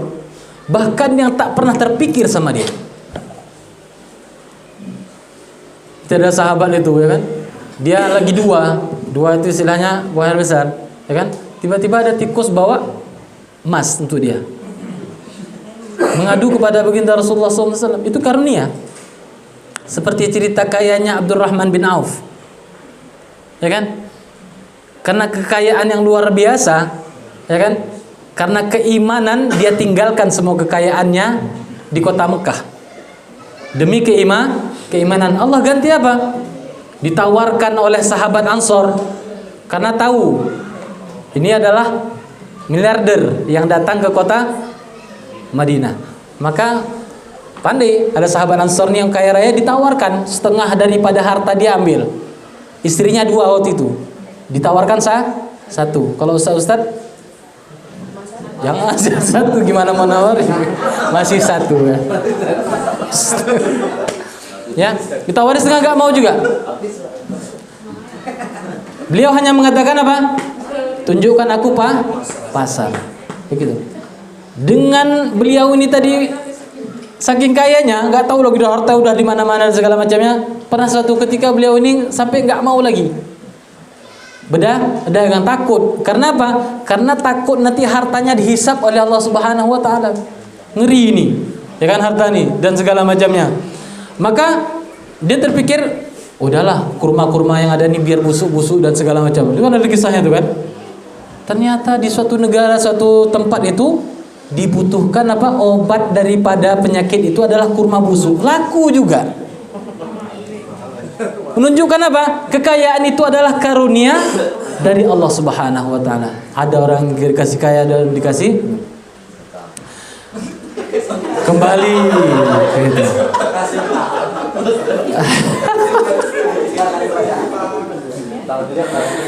Tadi pagi kami biasa ada sharing-sharing di masjid itu. Tadi pagi baca satu hadis, Ustaz. Mungkin arah-arah ke sana juga nih, nyambung ya. Ada satu sahabat datang kepada baginda Rasulullah sallallahu alaihi wasallam, ya, diceritakan, ya kan? Baginda Rasulullah cerita ada satu orang ini mau dicabut nyawanya oleh malaikat. Sama malaikat ini tadi ditanya, pernah enggak kamu melakukan kebaikan? Ma'alam katanya, saya enggak tahu katanya. Ditanya lagi, pernah enggak melakukan kebaikan? Maka sahabat ini mengatakan, yang saya ingat katanya. Yang saya ingat, saya pernah waktu itu, beliau seorang pedagang. Beliau waktu itu katanya suka mudahkan orang. Misalnya saya nggak ada uang nih, udah bawa aja. Ini kereta bawa aja gitu. Nanti kapan-kapan mau bayar. Bahkan yang dahsyatnya katanya, kalau orang itu mampu untuk membayar, saya kasih waktu tenggang. Atau kalau orang itu tak sanggup untuk membayar katanya, maka saya akan memaafkannya. Maksudnya melunaskan hutangnya. Maka kata baginda Rasulullah SAW, orang ini akan langsung dimasukkan ke dalam surga. Itu keutamaan atau fadilah orang yang suka melunasi hutang kawan-kawannya. Nah, ini berarti motivasinya ke sana. Masalah hutang, ya hutang tetap hutang. Bahkan nanti ketika semuanya sudah selesai, kalau ada orang yang hutang akan bermasalah. Maka kalau ada orang meninggal itu kan kayak gitu. Bismillah.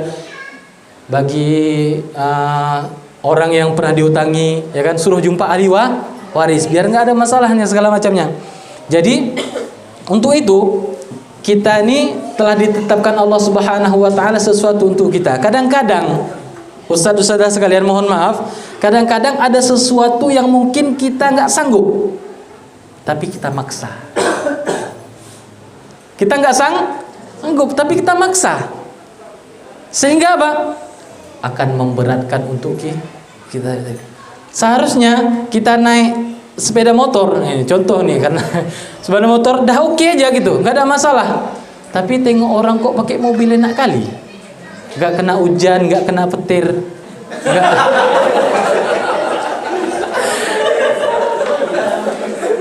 Dan segala macamnya gitu kan, gitu tadi. Emang boleh gitu. Dan segala macam itu deh. Kadang-kadang itu tadi belum terlalu mendesak, ya kan? Tapi kadang-kadang itu tadi kita punya hawa nafsu, pengen. Kalau kita tak bisa menekan hawa nafsu tersebut, maka dia akan melonjak. Akanlah terjadi hutang-hutang dan segala macamnya. Bahkan hutang ini kan senjata paling tajam untuk memutuskan silaturahim. Waktu hutang datang mantap kali, ya kan, bawa gula, bawa peti, bawa apa segala macam, jengkol, gorengan, ya kan. Begitu emang keadaan udah apa istilahnya, udah emang sering terjadi di kalangan di mana-mana itu terjadi seperti itu. Bukan hanya di Indonesia, di segala macamnya. Tapi begitulah, ada keutamaan orang yang membayar hutang, ada keutamaan orang yang suka memaafkan hutang orang lain. Ini masing-masing kita punya kesempatan. Mungkin yang kita diutangi orang lain, ya kan? Kadang-kadang palak juga kita. Waktu diminta utang nggak ada, tapi waktu dia jalan foto-foto selfie di Takengon, lagi dia di hotel gitu kan, nyesek juga hati kita rasanya. Oh mak katanya, si Polan bilang nggak ada uang, tapi waktu jalan-jalan ada uang. Itu tadi. Maka muamalah ini kan bainan nas nih, ya kan? Hablum minan nas, itu perlu juga kita jaga. Maka kalau cerita tentang utang ini emang ya agak sensitif kadang-kadang gitu ya, agak sensitif. Tapi perlu kita sampaikan agar apa? Agar orang yang memiliki hutang, agar doa yang diprioritaskan kepada Allah Subhanahu wa taala agar dia bisa terlunas dari hutang. Bahkan ada doa itu, Allahumma inni a'udzubika min al-'ajzi wal kasal wa a'udzubika minal jubni wal bukhl wa a'udzubika min ghalabatid dain wa qahrir rijal. Itu tadi, agar terhindar daripada hutang. Agar terhindar daripada hutang tadi, menahan tekan hawa nafsu gitu. Itu yang diajarkan oleh baginda Rasulullah sallallahu alaihi wasallam. Mungkin ada hal-hal lain kalau kita bahas tentang panjang nih, kepada hukum dan segala macamnya, ya. Itu semuanya kembali kepada diri kita masing-masing. Kalaulah hal itu sudah cukup kepada kita, maka kita mencoba untuk menahan nafsu kita ini agar kita terhindar daripada hutang-hutang. Sakitnya emang belakangan dia. Sakitnya belakangan. Waktu pertama tuh indah kali rasanya. Indah kali. Waktu belakangan itu udah datang, Pak, gimana Pak? Udah ada. Oh, itu udah pening tuh, dan segala macamnya. Itu mungkin dari saya, mungkin ada tambahan dari ustaz-ustaz sekalian, ya. Yang jelas kaya dan miskin dan segala macam itu adalah karunia dari Allah SWT. Kalau Allah takdirkan kaya, kalau baru-baru ini Ustaz ada namanya orang baru kena jalan tol. Itu kaya mendadak tuh. Masya Allah. Di kampung saya ada dulunya lojo-lojo dia. Lojo-lojo ini apa? Duduk sana nggak jelas, ini nggak jelas itu kan. Sekarang udah naik mobilnya bukan biasa-biasa, Fortune, ya kan? Beli rumah harga 600 juta. Ya gitu-gitulah. Itu siapa yang kasih? Allah. Tinggal bagaimana nanti dapat rezeki yang berapa M tadi, kemana arahnya. Nah, itu pertanyaan yang nanti akan ditanyakan oleh Allah Subhanahu wa taala. Hari ihsabi nafsik, sehingga kita ini bisa terarah hidup kita. Kita berdoa terus kepada Allah Subhanahu wa taala, dan saya doakan yang hari ini ada utang, semoga Allah Subhanahu wa taala segera lunasi. Yang sakit Allah Subhanahu wa taala sembuhkan penyakitnya. Yang belum nikah segera Allah Subhanahu wa taala kasih pasangan yang terbaik, ya.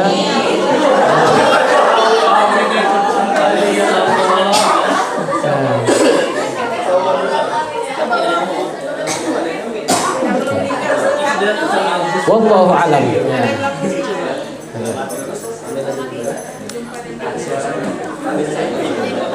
Boleh ada sisa waktu 5 menit lagi? Ada yang mau bertanya?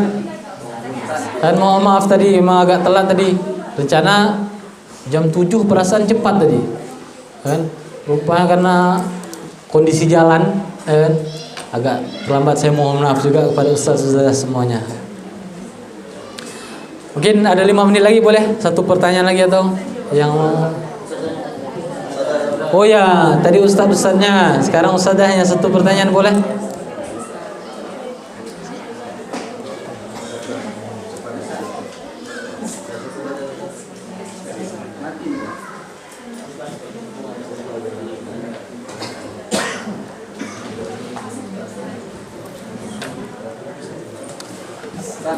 Ya. Boleh silakan. Masya Allah. Saya mau tanya tentang bab rumah tangga. Masya Allah. Segan juga awak ini jadi. Ingin bertanya Ustaz, saya ingin bertanya tentang yang mungkin sudah lumrah biasanya Ustaz ya. Mungkin bagi sebagian seorang laki-laki memberikan nafkah untuk istri itu kan banyak hal ya, nafkah pangan, sandang segala macam kan. Yang ingin saya ingin tanyakan Ustaz, ada bab nafkah ekonomi Ustaz, seperti uang Ustaz. Itu seorang laki-laki lebih bagusnya Ustaz memberikan porsi nafkah pada hal-hal tertentu misalnya Ustaz. Misalnya untuk ini sekian, untuk ini sekian, untuk ini sekian. Karena beredar bahasa Ustaz, uang suami adalah uang istri bukan uang suami. Ya. Jadi Ustaz, Uang istri. uang istri. Ya. Uang suami, uang istri. Uang istri. Ya. Itu kalau dimasukkan ke fikihnya Ustaz, setelah nafkah itu kita berikan semua kepada istri, bajunya, bedaknya untuk anak segala macam, itu mohon maaf Ustaz, sampai suami kadang-kadang pegang uang Ustaz. Masya Allah. Dan uang itu semuanya dikerahkan untuk istri dan di manajemen oleh istri. Iya. Alangkah baiknya bagaimana seorang suami Ustaz? Masya Allah. Luar biasa ya. Itu persihan Ustaz. Ya. Luar biasa nih pertanyaannya nih. Ya. Tapi memang sering kejadian hal seperti itu. Itu saudara-saudara sekalian, nafkah itu kan perkara yang wajib diberikan seorang istri kepada seorang suami. Balik pula dia daripada suami kepada istri. Nanti ada anak, ada kerabat. Panjang itu kalau di bab fikih itu kan, banyak pembahasannya. Tapi yang disampaikan Ustaz ini adalah sesuatu yang banyak kejadian hari ini. Yang sering apa? Suami itu demi untuk membahagiakan istri tadi, dia kasih semuanya. Dia kasih semuanya untuk di-manage oleh seorang istri. Dan memang kadang-kadang ada bagusnya. Karena apa? Kadang-kadang suami yang mungkin ya kadang-kadang nih nggak banyak, kadang-kadang dia lebih loyal di luar daripada sama istri, sama kawannya traktir segala macamnya ya kan, sampai rumah sama. Itu ada kadang-kadang semangat kan.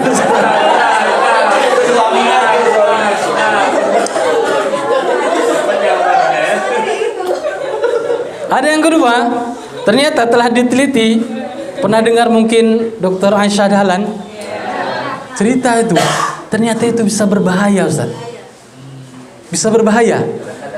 Iya, yang memberikan semuanya untuk di-manage sama istri, akhirnya apa? Mau beli kue pun. Nah itu. Apa manggilnya? Dek, ya kan? Saya entah apalah gitu Pak, ya kan? 5.000 gitu. Akhirnya apa? Manage atau image seorang suami ini akan turun. Yang bahayanya itu sampai disampaikan dari ilmu psikologinya itu bisa merubah suami itu bisa suka sama jenis. Sampai segitu ke sana arahnya. Saking apa? Saking nggak ada dayanya dia itu sama istrinya tadi. Maka kita tidak boleh juga langsung memberikan semuanya. Kita harus ada istilahnya ATM yang nggak tahu istri. ATM go Ya, bukan artian untuk dimanfaatkan ke hal yang negatif. Negatif ya. Ini untuk apa? Untuk menekan seseorang istri tadi tidak berpikir negatif kepada suaminya. Nah itu dia. Ya, itu tadi kan pada negatif tadi. Suzon. Kadang-kadang gara-gara enggak betul, gara-gara sering disebutkan, akhirnya terjadi gitu. Sampai segitu. Ya, maka masalah nafkah ini betul-betul emang seorang suami yang memegang kendali. Maka ar-rijalu qawwamuna 'alan nisa. Walaupun seseorang istri itu udah profesor, udah di atas profesor apa lagi? Enggak ada lagi mau sana gitu. Begitu. Nah, di atas profesor udah enggak tahu lagi ilmu yang luar biasa. Tapi kepada seorang suami dia harus tunduk dan patuh apa yang dikatakan suami. Walaupun suaminya mungkin tamat SD dan segala macamnya. Begitulah Allah Subhanahu wa taala telah atur itu semuanya. Kenapa? Karena semuanya ada hikmahnya. Maka kalau didalami dengan ilmu psikologi dan segala macamnya, barulah jumpa. Ternyata seorang suami itu memang harus nggih dan segala macam. Bukan berarti nggih kena pijak, enggak. Nggih tapi dia tetap dalam aturan Allah. Nah, gitu. Makanya idealnya itu adalah bagaimana seorang suami itu menunaikan kewajibannya itu atas dasar apa? Atas dasar dia mau melaksanakan perintah Allah. Seorang istri pun seperti itu. Walaupun dia sudah pintar dan segala macamnya, tapi dia tunduk, patuh. Untuk apa? Untuk dia menjalankan perintah Allah. Ini karena apa? Karena ini perintah Allah. Kenapa abang lakukan ini? Karena ini perintah Allah. Insya Allah, kalau ini dilakukan oleh suami dan istri, insya Allah akan menjadi pasangan yang sakinah, mawaddah warahmah. Karena apa? Karena dia nggak lari, nggak akan lari. Dia asal mau buat, kira-kira Allah suka nggak ya? Kira-kira Allah nggak suka nggak ya? Gitu. Jadi semuanya dia tautkan atau dia buat standarisasi ini adalah untuk menjalankan perintah Allah Subhanahu wa taala. Dan Allah suka enggak ya gitu. Jadi kalau sudah seperti ini standarisasinya, insyaallah dia akan selamat dunia dan akhirat. Begitu kira-kira Ustaz ya. Mohon maaf banyak kekurangan mungkin karena bagian lebih dalam lagi mungkin kita kaji tentang fikih ini enggak selesai dalam waktu yang singkat ya. Itu kan panjang bab nafkah itu. Tapi begitulah mungkin jawaban singkat untuk pertanyaan Ustaz yang sangat luar biasa tadi. Ya. Masya Allah. Ya. Pertanyaan singkat. Ya.